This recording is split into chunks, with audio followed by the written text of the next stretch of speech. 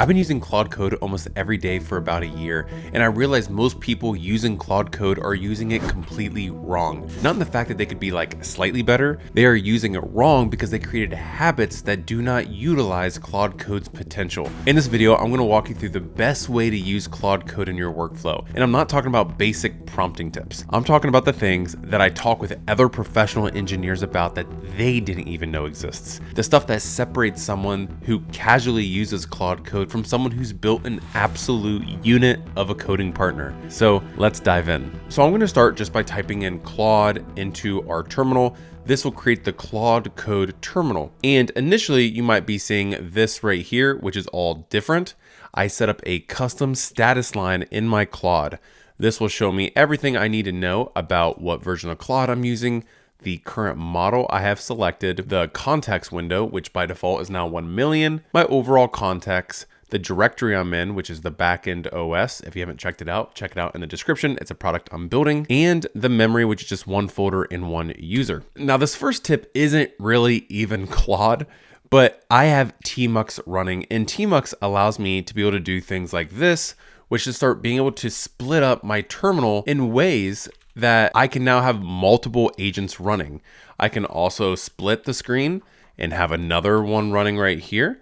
And it's pretty much unlimited how much you can start splitting this up. Like I can come in here again and split it again right here. And you can just have a ton of Claude Code instances all running really cleanly right here. And you don't have to worry about like opening new terminals and trying to like properly make them all the correct size. tmux just allows you to be able to create these divided terminals that have their own session running. So I wanted to kind of get that out of the way as a quick, huge step one. Now I'm going to go ahead and delete all these. Okay, so now that I'm back to only my one instance, the first thing I always do is I do a /model. This will make it so we check our models. Now, by default, it's going to be using the best model they have, which is Opus 4.6 with 1 million contexts. But the first thing that I always do is change the effort. Now, oftentimes the default effort is going to be medium or high.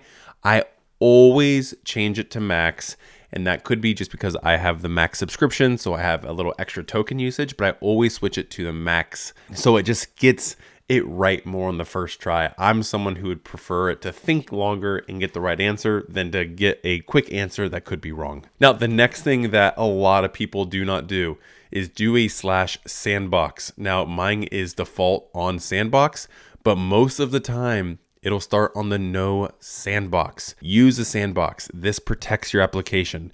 If you do the sandbox bash tool, which I have right here with the auto allow, that cuts off any kind of network calls and it cuts off bash scripts without your approval.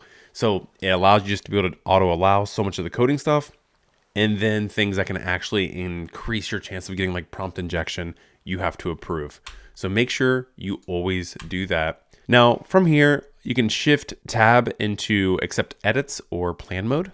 I pretty much always have it on accept edits on because I don't like sitting there clicking yes all the time. The next thing that we want to cover is context. Yes, we do now have a 1 million context window by default with Claude.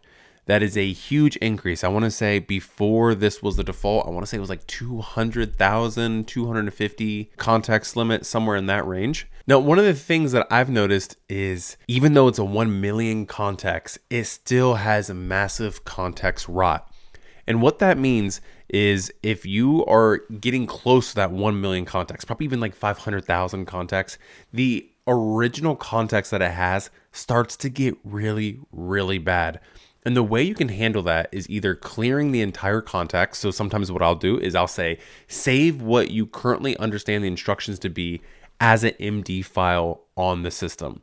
I'll clear the context and then I'll start the next Claude session by reading what we saved in the MD file. Or you can use compact, which clears the conversation history, but it does keep a summary of the context. It's kind of like what I just said it does, but it kind of pushes it all in one, except for you don't have control of the summary, right? When you do an MD file, you can kind of read through it and make changes as you will. This doesn't. Now, another one that I've noticed a lot of people not doing is skills. Skills is a way for you to have Claude be able to do things like simultaneously or have instructions without you always having to retell it to do those.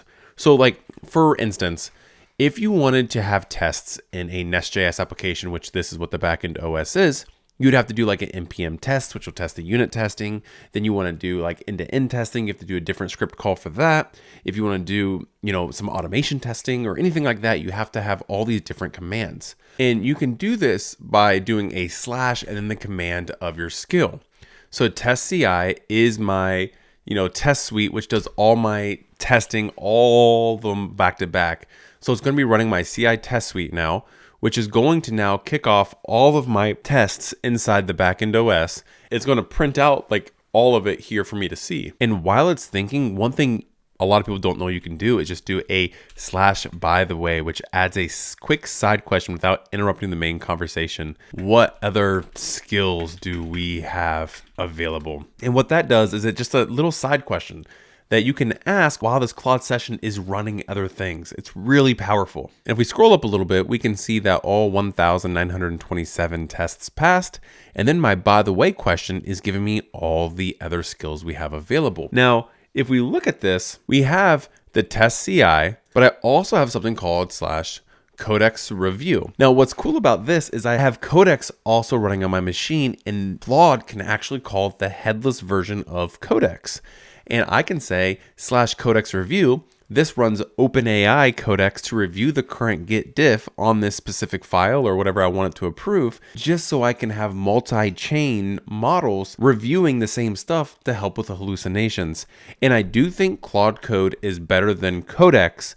However, Codex catches so much stuff still, just because it's a different model with a little bit different context trying to figure out what goes wrong. It finds a lot more race conditions and hydration problems than Claude does on its initial first draft. Now, another thing that I really like implementing in my Claude environments is something called Superpowers. Now, this, you're in the minority if you're using Superpowers, but it's part of the plugins.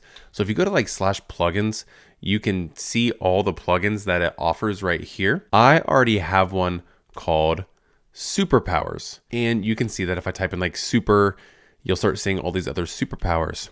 Now, Superpowers is really interesting because all those skills I was talking about before that are not specific project based, like this one where like the test suite and the codex review, it adds all of these skills and sub agents dynamically into your project so you don't have to worry about creating them yourself. And since it's a plugin, it's always updated.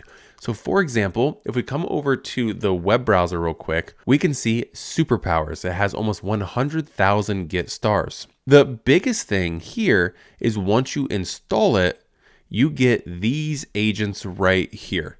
All of these as a basic workflow where you get brainstorming. It creates a Git work tree, which is an isolated branch. So you can have each Claude session running on a different branch so it doesn't interfere with anything else. And then you just have them all merge back to whatever develop branch or whatever you're working on. It writes plans. It has sub agents, which are going to, execute multiple agents with their own context window. It does TDD for test-driven development and enforces red, green refactor, which means break, make it pass, and then refactor it for like the best workflow. This is also sometimes called blue, red, green, blue. It does a code review to see what can be better, and then it just finishes and merges it back into the branch so you don't have to worry about that. It's extremely powerful. It's very, very powerful. So I'll call that by just saying, hey, can you work on some task? Make sure you use Superpowers. And when I describe what task it needs to work on with Superpowers, Superpowers just does its thing. Another thing here that you can do is slash remote. This allows you to pick up this exact Claude session and move it onto a separate device. Now, this is getting a lot of publicity right now because it's integrated inside Claude Code. I still do things completely different because I want to use tmux. So I have a VPN into my machine using Tscale, and then I have like an iPad with Termius that I can jump in, and I still have this exact same flow with tmux. But this is a very easy way to set this up if you don't want to deal with anything else. All right, so let me know if you want me to dive deeper into any type of AI coding, because I'm all into this stuff and I haven't really dove too much into it on my channel. So let me know what you want to see next and I'll go for it. I'll see you in the next.